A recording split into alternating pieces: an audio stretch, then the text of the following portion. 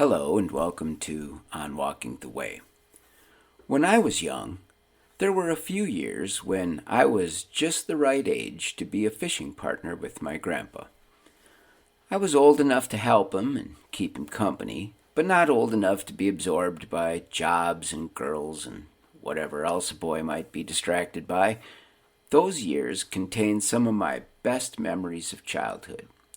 I spent a lot of time with my grandpa, preparing to fish, fiddling with the boat, fishing, eating snacks, cleaning fish, and telling stories afterward.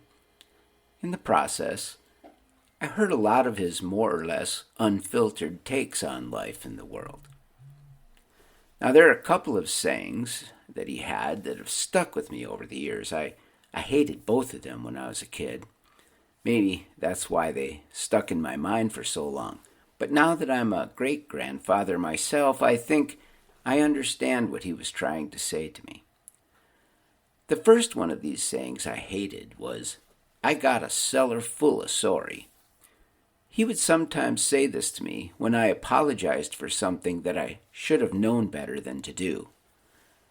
I always thought that was a kind of a mean thing to say, but now I think I know what he meant. Saying sorry does not undo evil.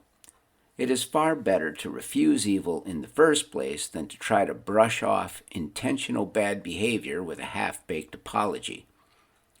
But this is probably an article for another day.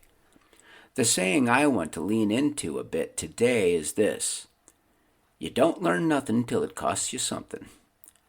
I hated this saying when I was a kid because it just seemed wrong to me. I learned things every day and it didn't cost me anything, or so I thought. The truth is, the Bible teaches this idea in many ways and in many places. Consider this passage from 1 Peter.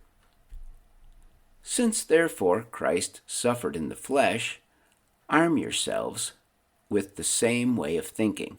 For whoever has suffered in the flesh has ceased from sin, so as to live for the rest of the time in the flesh, no longer for human passions, but for the will of God."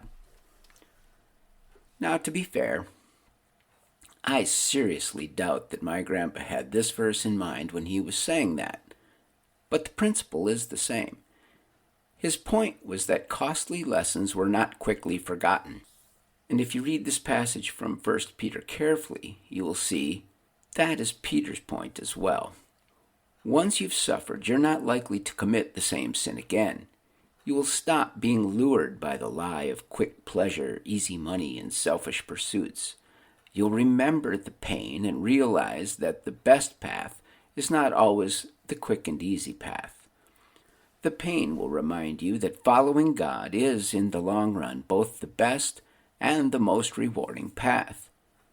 Pain does not last forever, but the joy of God's presence does. However, pain does more than reinforce our memories and alter our priorities. It teaches us to love. By experiencing pain, we learn what it feels like to hurt and what the hurting people around us need. In 2 Corinthians, Paul explains the process of growing in love like this: "Blessed be the God and Father of our Lord Jesus Christ, the Father of mercies and God of all comfort, who comforts us in all our affliction, so that we may be able to comfort those who are in any affliction with the comfort with which we ourselves are comforted by God." God is our comfort in distress, and this is a blessing beyond all words to those who are in desperate need of comfort. But God's comfort does more than just encourage us in our pain. It teaches us how it feels to truly hurt. And maybe more importantly, it teaches us how to comfort others in their pain. We resist pain. We run from the very idea of pain.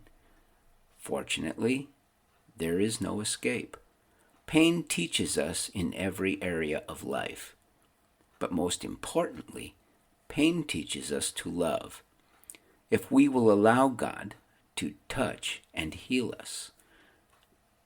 The healing we receive from God becomes both our model and our motivation for loving others.